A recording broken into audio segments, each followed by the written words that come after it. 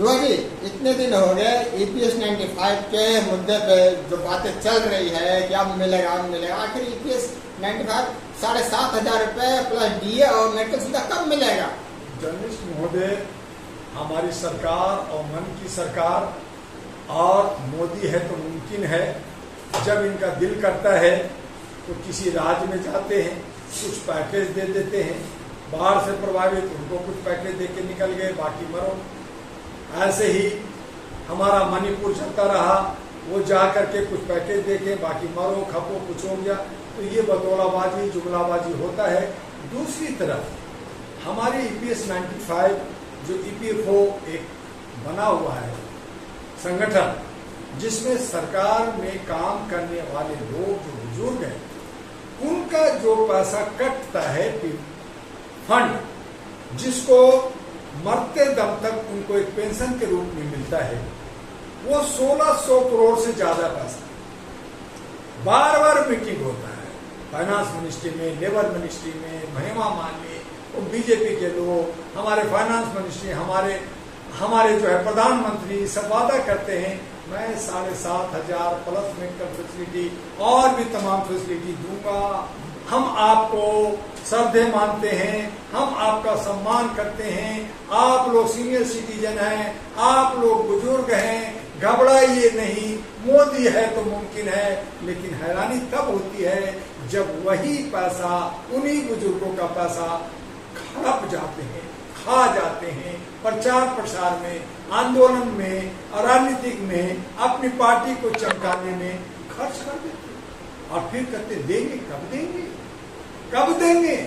एक एक करके हमारे जो ईपीएस 95 के जो बुजुर्ग हैं वो टपकते जा रहे हैं, स्वर्गवास होते जा रहे हैं, उनको जो है दुनिया छोड़ रहे हैं, और ये कह रहे हैं हम देंगे कब? ये सब बतौलाबाजी, ये जुगलाबाजी हो रहा है।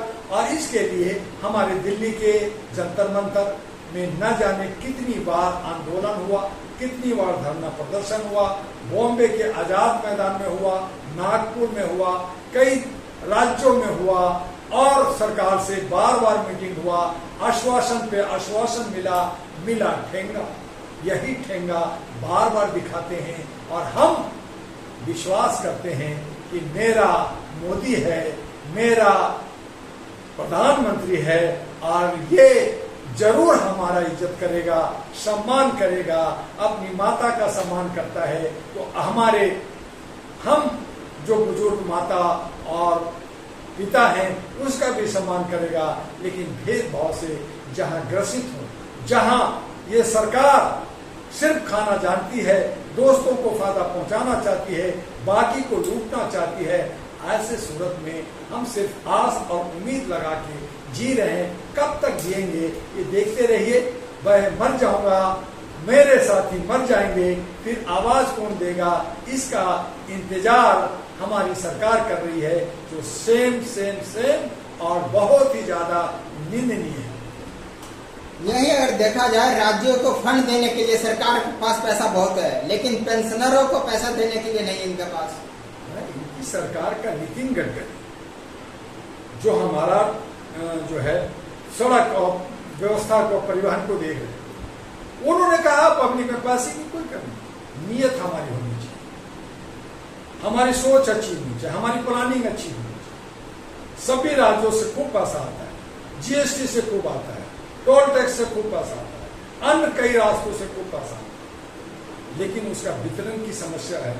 ये सही नहीं करते, खुद ही लूट के खा जाते, प्रचार प्रसार आंदोलन में करते।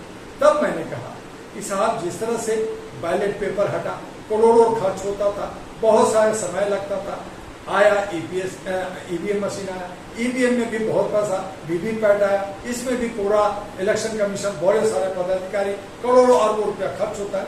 इस सारे सिस्टम को हटाओ। आप आज डिजिटल मामला है, स्क्रीन लगाओ, खुल्लम खुल्ला मत करो, करोड़ों अरब रुपया बचेगा, समय बचेगा, चोरी बचेगा, बेईमानी बचेगा और अच्छे हमारा जो है लोकतंत्र स्वच्छ होगा, लोकतंत्र में अच्छे लोग आएंगे। सभी लोग जो भ्रष्टाचार करते हैं उसके लिए सिंगल विंडो सिस्टम बना दो, कोई भी पब्लिक डायरेक्ट किसी सरकारी ऑफिसर से नहीं मिल सकता। जैसे एग्जाम होता है, नंबर हमें नहीं पता होता कि एग्जामिनर कौन है, उसमें कोडिंग होता है और उसका पेज अलग होता है, जांच होता है और फिर नंबर आता है। उसी तरह से अगर हमारी व्यवस्था सिंगल विंडो सिस्टम बन जाए तो ये भ्रष्टाचार खत्म होगी और सारा कुछ बचेगा, बहुत पैसा बचेगा और हम भारत के तमाम जनता धन धान होंगे। हम कृषि में धन धान है, हम जो है खनिज में धन धान है और हम दौलत में भी धन धान होंगे। हम सोने की चिड़िया थे, फिर से होंगे, हम विश्व गुरु फिर से होंगे। फिर हमारा जितने भी नेता वो भी सम्मानजनक अच्छी जिंदगी जी सकते हैं। लेकिन यहाँ तो लूटने की नीति है, यहाँ पे सोच गलत है, यहाँ पे कुछ करना नहीं चाहते, बैठे बैठे मलाई खाना चाहते हैं, एक दूसरे को तोड़ना चाहते हैं, एक दूसरे को काटना चाहते हैं, एक दूसरे को पैर खींचना चाहते हैं। कोई किसी का सहारा नहीं बनता। आज हम मर जाएं या लोग मर जाते हैं तो उसके स्टैचू बना करके उसकी जो है दुकानदारी करके चंदा धंधा खाते हैं। लेकिन जब जिंदा है, जब उसको जरूरत है हमारे नौजवानों को, हमारी बच्चियों को, तो उनको जो है उत्पीड़ित करते हैं, शोषित करते हैं और उन पर ध्यान नहीं देते। यही हमारी सोच गलत है। तो पहले सोच बदलो, फिर हमारा लोकतंत्र बचेगा, फिर संविधान बचेगा, फिर हमारा देश महान होगा।